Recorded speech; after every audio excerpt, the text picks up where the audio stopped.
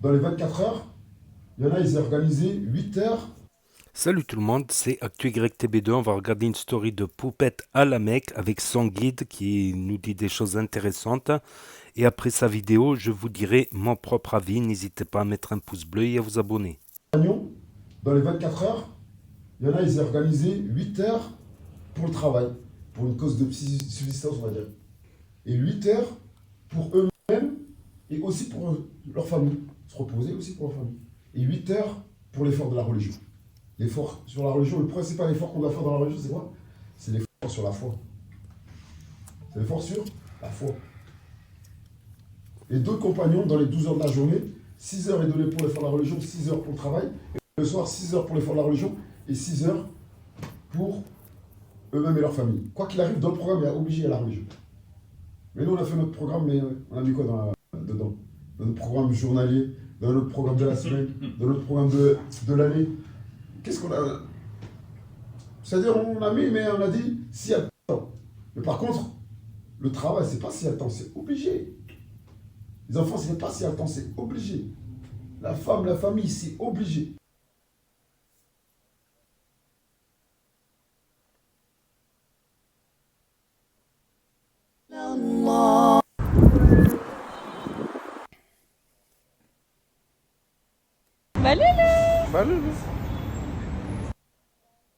Allahu Akbar, mes poupettes, on va monter cette incroyable montagne.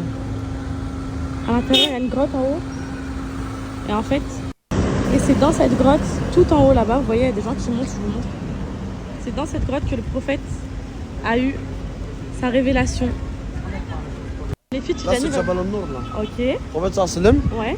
à l'époque, ils adoraient les statues, etc. et tout. Le prophète sallam, il se désavouait de tout ça. Ok. Il marchait de là où on était, sa maison là-bas, là, Ouais. jusqu'ici à pied, alors que nous, on est venus en voiture, et il montait tout en haut, et tout en haut, il y a une grotte qu'on va aller visiter, Inch'Allah. Ouais. Et il se posait là, et il invoquait Dieu. Et l'ange Gabriel, il est descendu, et il lui a fait la révélation, il lui a dit Iqra. La première chose qu'il a Lis. dit, Iqra, bismi rabbika C'est là alladhi qu'il a dit khalaq, que c'était le message d'Allah. Voilà, exactement. D'accord. Oh là là, c'est Et sa femme Khadija, elle faisait des allers-retours tous les jours pour lui ramener à manger. T'imagines une femme, elle faisait aussi tout le chemin, Elle montait la elle montait la montagne, elle donne à manger, après elle redescendait. Et tout le temps elle faisait ça. Les filles, on y va avec Riyad, Alan, Tidjani et Ibrahim. Parce que Soukaina, elle est déjà partie, elle va s'occuper des enfants. Moi, je tiens absolument à le faire, je ne l'ai jamais fait. C'est une fois dans une vie. Regardez, il y a plein de pèlerins qui montent là-bas.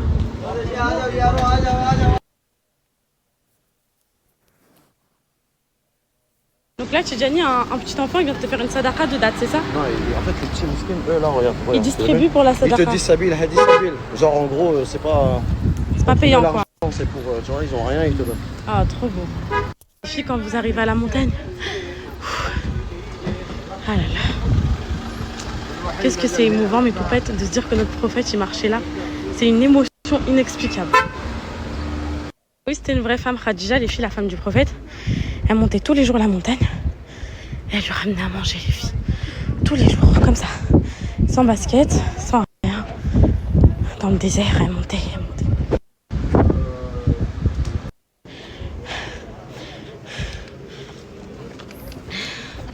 L'entrée de la montagne, mes poupettes. Peut-être qu'il y a des poupettes qui ne la verront jamais. Je vous le souhaite pas, mais si vous pouvez pas la voir, au moins, vous la voyez à travers ces vidéos. Je suis désolée, je suis très essoufflée, c'est très fatigant. Je suis même pas encore montée.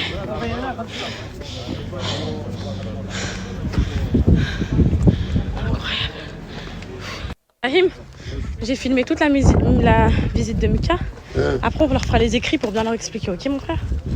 Pour le Hajj surtout, parce que le Hajj c'est un des 5 piliers de l'islam. Ouais. Hyper important, donc... Et d'ailleurs, c'est ça l'objectif quand on ramène les pèlerins pour faire la visite de Mecca.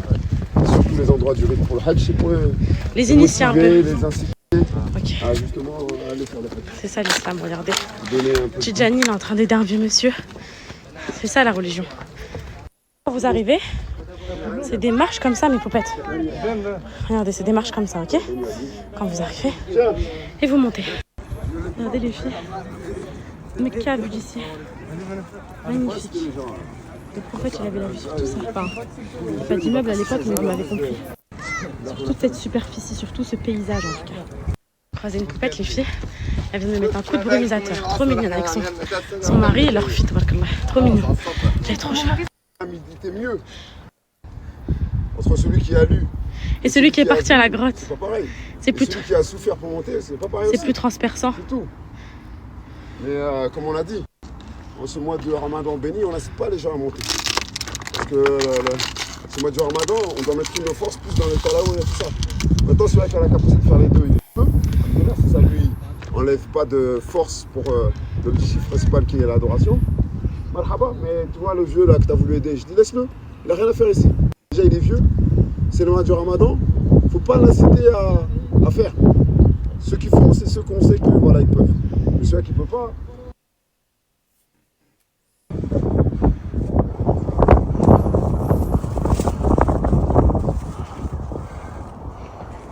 Masha'Allah, Masha'Allah.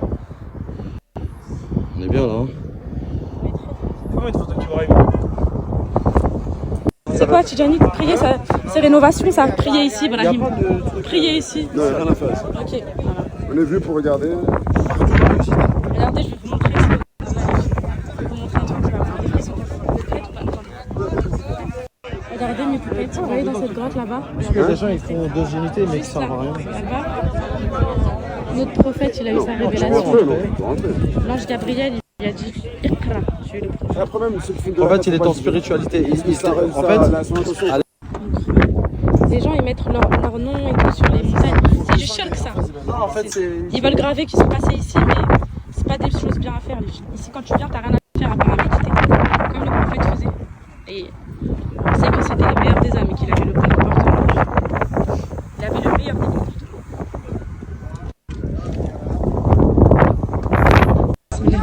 vas-y, moi je rentre dedans. Rentre derrière ta femme, moi je vais rentrer dedans. Bismillah, les filles, c'est là, là-bas. Bismillah. Notre prophète, il passait par là, il a marché ici. T'es dedans? Bismillah. Tu rentres comme ça, par un petit chemin. Il a mis ses mains là, les filles. Bismillah, bismillah.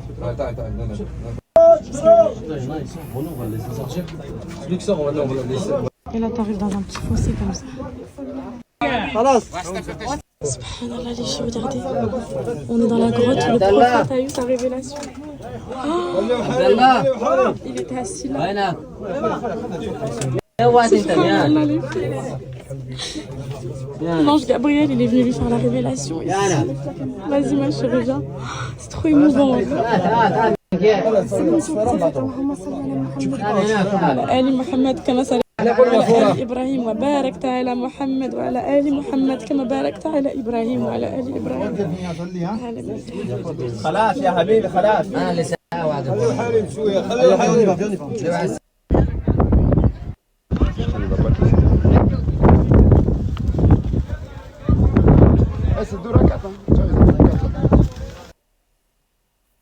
Une expérience hors du commun.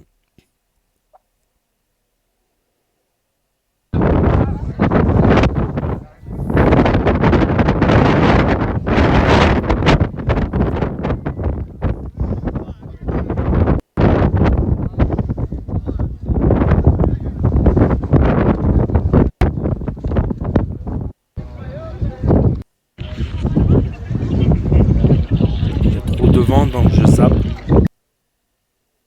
Magnifique coucher de soleil vers le Maghreb.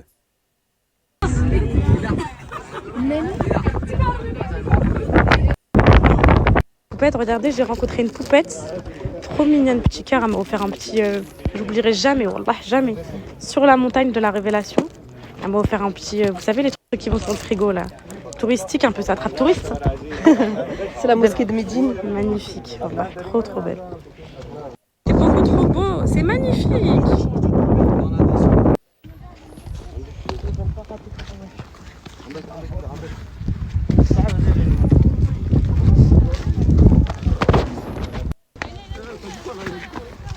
Alors mes poupettes là, je vous fais un petit update. On va aller faire notre deuxième Umrah, ok. Donc là on va prendre les enfants, Balou et tout. On va faire une deuxième Umrah.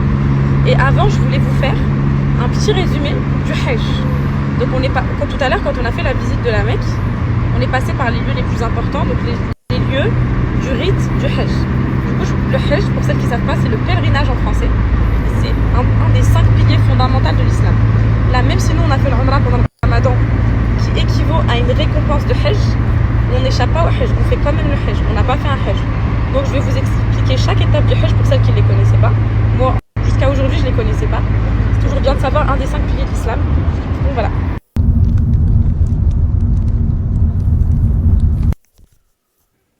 Elle a marqué: la veille du Hajj, le rite impose de passer la nuit à Mina. Ce sont les tentes, celles que vous voyez ici, juste avant de commencer le Hajj. Le deuxième jour, vous allez à la plaine de Arafat. On passe la journée là-bas. Ici, c'est le mont Arafat. C'est pas ici, c'est une plaine, mais je vous mets ça pour représenter. Tu évoques Allah toute la journée et tu dois partir avant la prière. Il y a un endroit aussi, il y a une stèle où il faut jeter des pierres sur le Satan. On va rentrer dans la vallée de Arafat.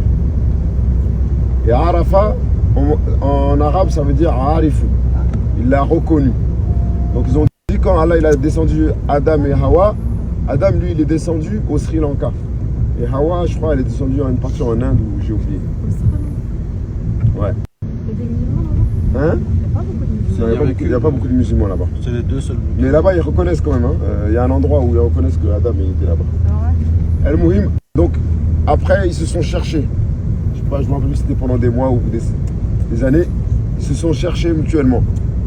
Et à un moment, Hawa, elle est venue justement, elle s'est posée sur le mont Arafat pour être en hauteur pour regarder si elle le voyait. Si elle voyait Adam. Et à un moment, elle a aperçu Adam au loin. Mais elle a fait style, elle ne l'a pas vu. Et Adam, il a cherché jusqu'à qu'il l'a vu. Il est arrivé vers elle et tout. Il dit, ça fait des mois où... El Mouhim. Et donc, pour ça, le mont Arafat, on a été appelé le mont Arafat. Et donc, le mont Arafat, le jour justement de Arafat, tous les pèlerins doivent être là-bas. Et c'est le jour où vraiment chacun, il se met dans son petit coin. Il pleure ses péchés, il demande l'aide d'Allah, il demande le pardon d'Allah. Et il demande toutes les faveurs d'Allah Azawajal. Donc là-bas, par rapport à Adam et Ève. Voilà. Là, tout ça, on est sur le mont Arafat ici. C'est là, il est à gauche là. On est sur la plaine de Arafat. Et là-haut, il a fait son discours, Le dernier discours. ce qu'on appelle le discours d'adieu. Où il a donné, le prophète sallam, il a donné les grosses lignes. Le prophète a donné beaucoup de recommandations, mais les grosses lignes, il a recommandé à l'homme de bien s'occuper des femmes et des orphelins et des esclaves. Et aussi, surtout, il a conclu par que le présent transmette à l'absent. Que le présent il transmette à l'absent. C'est-à-dire de là, il faut que la religion elle se propage. C'est ça le principe même de l'islam. L'islam, c'est pas une religion qui est venue pour un peuple ou pour une période. L'islam, c'est la dernière des religions. Donc Allah, il envoie le prophète comme miséricorde pour l'humanité tout entière. Et donc, le message il doit se propager à travers le temps et à travers les lieux géographiques. C'est pour jusqu'à la fin des temps, et pas seulement pour les hommes, même pour les djinns. L'islam, c'est pour les hommes et les djinns jusqu'à la fin des temps, et dans toutes les endroits. Tu arrives ensuite à Muzdalifa, pas la mosquée. Le lieu, tu dois dormir là-bas à l'air libre, ciel ouvert, toute la nuit. Ouais. Et après, je voulais dire mon avis sur une chose, sur l'esclavage, parce qu'il y a divergence là-dessus, sur le mot abd. J'en parlerai après leur vidéo. Voilà, c'est ça le jamalat. C'est quoi? Ici, c'est ici sur ça qu'on jette des pierres. Ça là. Ils l'ont fait en long maintenant. Tu jettes là-bas, c'est des pierres. Tu jettes là-bas les pierres. Ouh, mais on voit pas. Ouais, bah tu vois pas en fait, c'est ça. À l'intérieur. C'est ça en fait. C'est ce que tu vois en marque. À cet endroit-là que Ibrahim, il était prêt à égorger son fils Ismaïl. C'est à cet endroit-là, bien précis. Et alhamdoulilah, il a été jusqu'au bout de l'ordre d'Allah. Et en échange, Allah, il a épargné son fils et il lui a donné un bélier du paradis en échange. On va Ici, dire. c'est la mosquée où le prophète il a fait le discours de l'Aïd. Ouais. Ça s'appelle comment? اسم المسجد مسجد العرفة ومسجد الرحمة. Ouais, c'est ça. Ça s'appelle le Masjid d'Arafat ou le Masjid de Rahma. سوري مسجد نمرة. Nemra Nimra. Elle a été refaite. Nemra. Elle a été Oui, refaite. bien sûr, bien sûr. Donc là, le prophète, il a marché ici, il était là. Oui, il a été ici. Ouais, ouais, c'est comme ça. Avant Maghreb, tout le monde il doit quitter Arafat. Et il doit faire la prière à Mousdelifa. Mousdelifa, il doit faire la prière du Maghreb et l'Isha collé. Et Mousdelifa, tu es dans le meilleur hôtel au monde. C'est dehors, le moins cher. T'as rien à payer. Tu dors dehors. C'est Mina, non? Non, Mina, il y a les tentes. À Mousdelifa, il n'y a pas de tente, il n'y a rien du tout. Tu dors à la belle étoile. Oui, magnifique, mais c'est chaud ce jour-là. Parce que là, ce jour-là, là, tout le monde, tu vois, tu crois c'est le jour du jugement. Tu vois tout le monde en blanc, tout le monde se dirige vers le même endroit, tout le monde est KO, tout le monde veut se reposer. Et tu arrives à Mousdelifa, il faut trouver un petit coin juste où dormir. Donc même tu trouves un petit truc là, tu vas même pas te plaindre tellement tu es fatigué. Ah ouais. C'est le jour du jugement ce jour-là. Là. C'est chaud. Le jour du jugement, on n'est pas tout le monde. Si quelqu'un va au paradis, Allah il lui donne 5 qualités de prophète et 2 qualités de lui-même. Les 5 qualités de prophète, Allah il lui donne la taille de Adam, 60 coudées, 30 mètres de hauteur. Il lui donne l'âge de Issa, 33 ans. Il lui donne la beauté de Youssouf. Il lui donne le caractère, la patience de Ayoub. Et il lui donne le caractère du prophète. Et les 2 qualités qui sont à lui, que Allah lui donne, c'est la vie éternelle. La quoi? La vie éternelle. Et le kun fayakun. Je veux, tout ce que tu penses, tu veux, il est là. Le kun fayakun. Cherche ce que tu veux, et il est là. Rentrez à l'hôtel, on va manger et direction notre deuxième Umrah. Magnifiques images en tout cas. Il y avait Ash Coaching qui l'avait fait aussi, qui est monté jusqu'en haut de la grotte.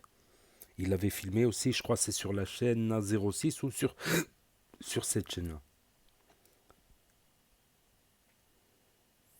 Bon, je passe sur les messages, elle répond.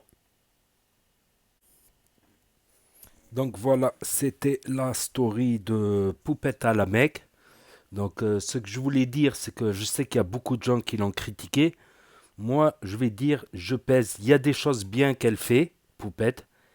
Et il y a des choses, ça reste pour moi paradoxal. Donc c'est bien de partager.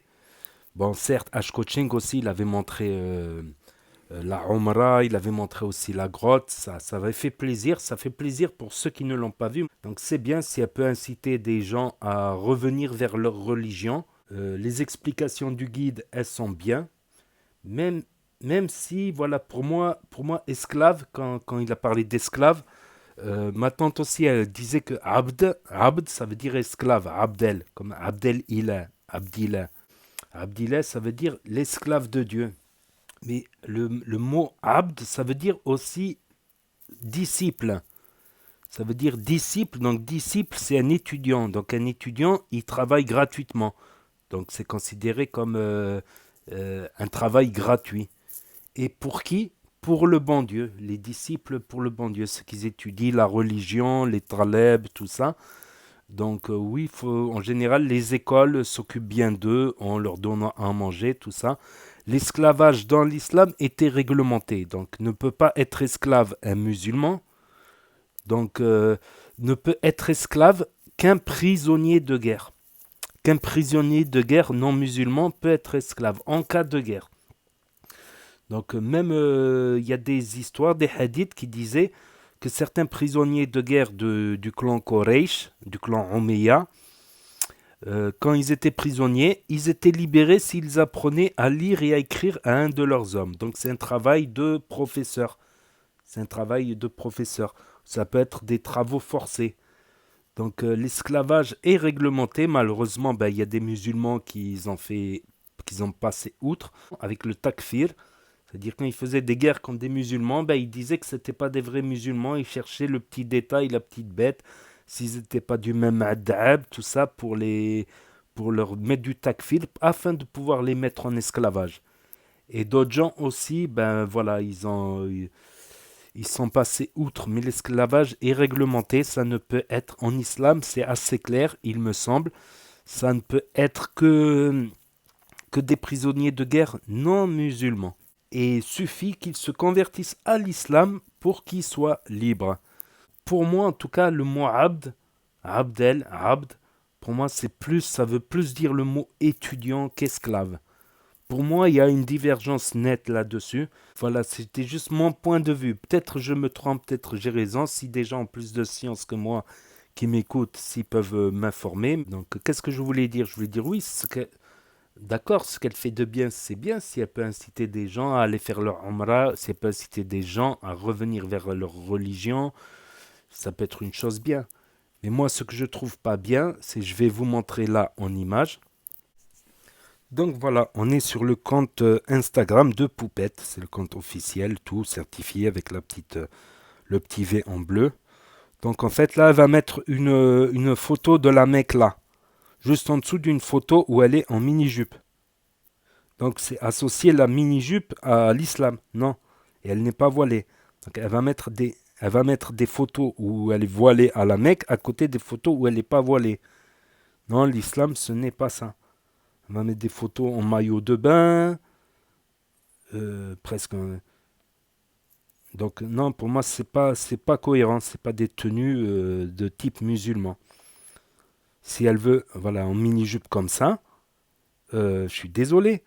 Ce n'est pas musulman de porter une mini-jupe comme ça. Tu peux la porter, il y a les lois qui t'autorisent à la porter, mais à ce moment-là, tu ne parles pas d'islam. Elle se met pratiquement en string, là. C'est un string, et elle va mettre à côté, juste à côté, elle va mettre une photo de la Kaaba, du plus grand lieu saint de l'islam.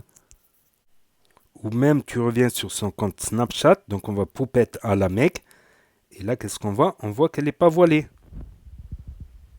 Et voilà mes chéris. Donc ça serait associer la pratique de l'islam au non-port du voile. Si tu portes pas le voile, ne parle pas de religion. Si tu affiches, ne t'associe pas les deux choses, je pense. En public, devant des millions de gens, un coup elle met le voile, et le lendemain, elle se filme Anani sans le voile.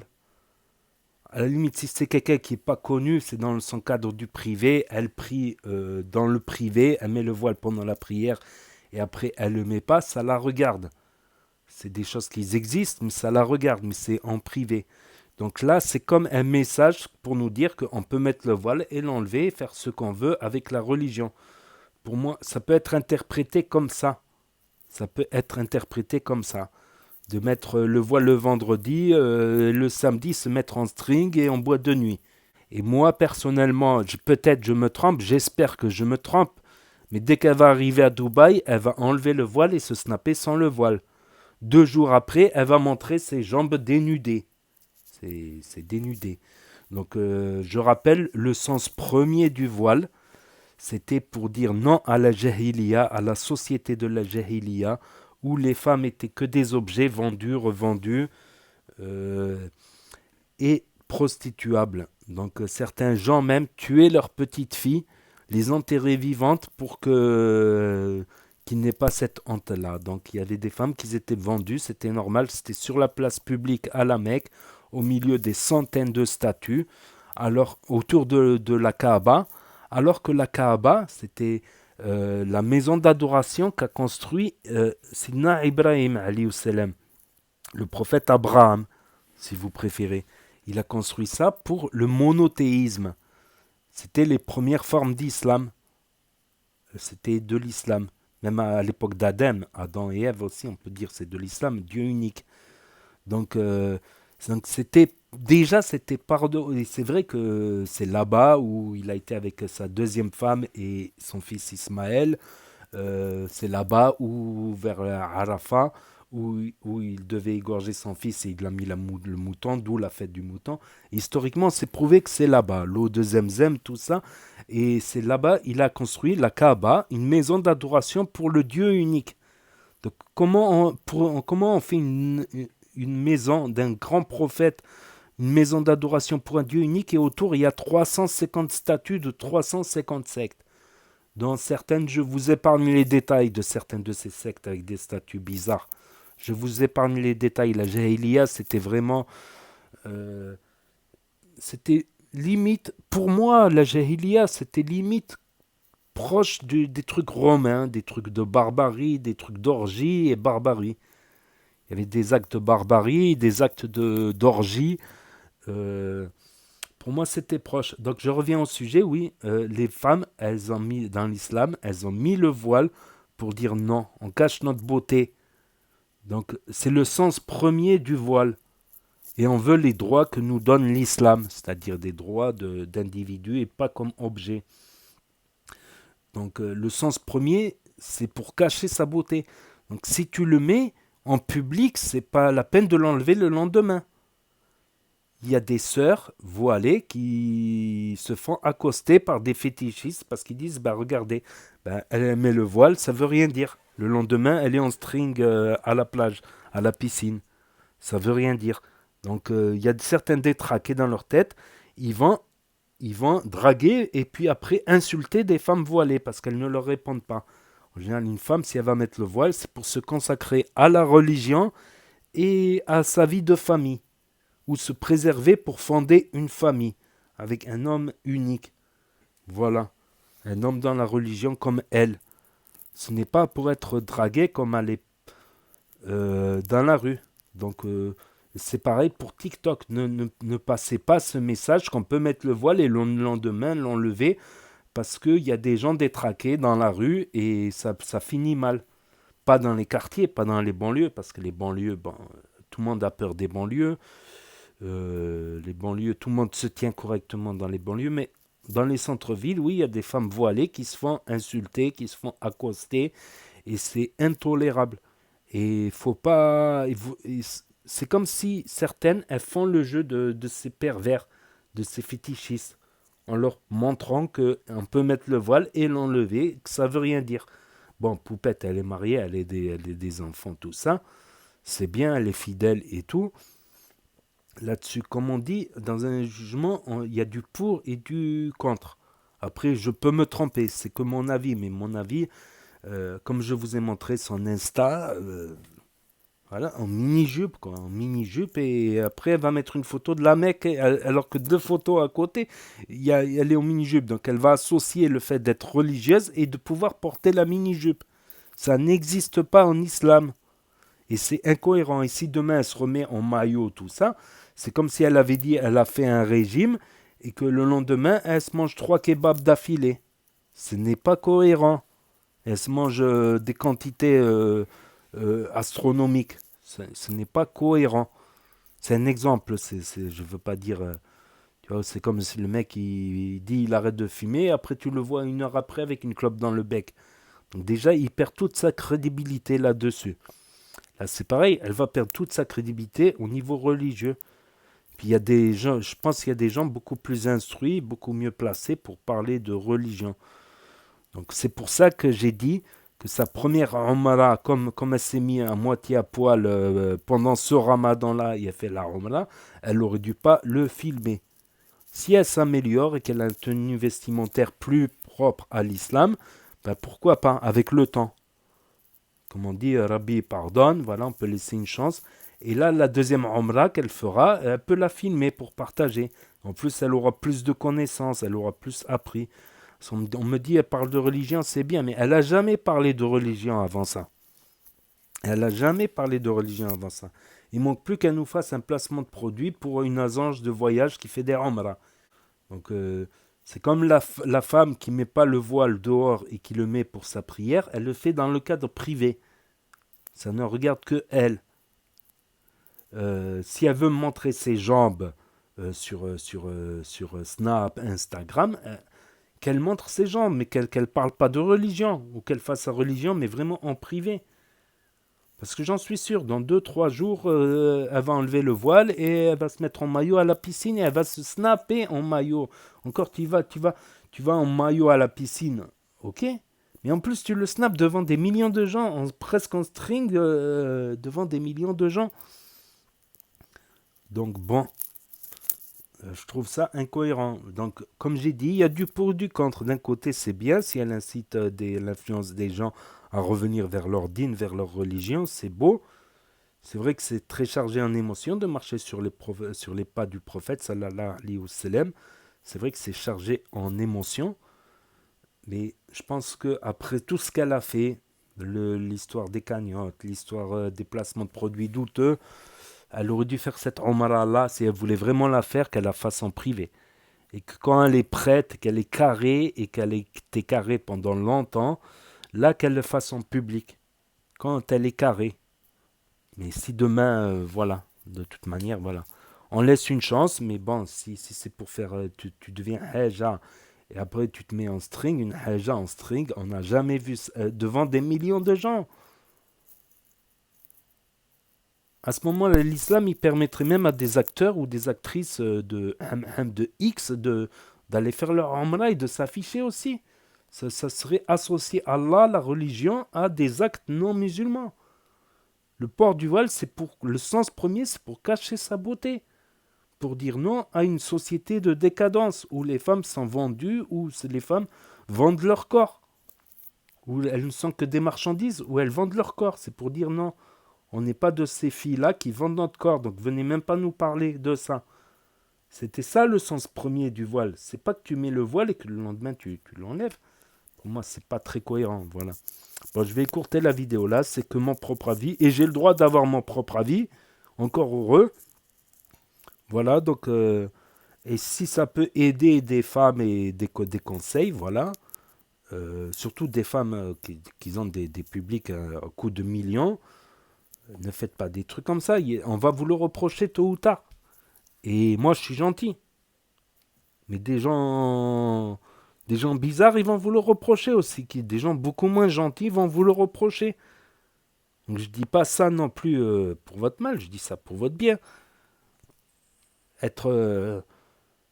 Il faut accepter les critiques, qu'elles sont constructives, sans insultes. J'ai pas dit des insultes. Parce que j'en vois plein qui arrivent dans les commentaires, tatati, tatata, où c'est que j'ai dit une insulte.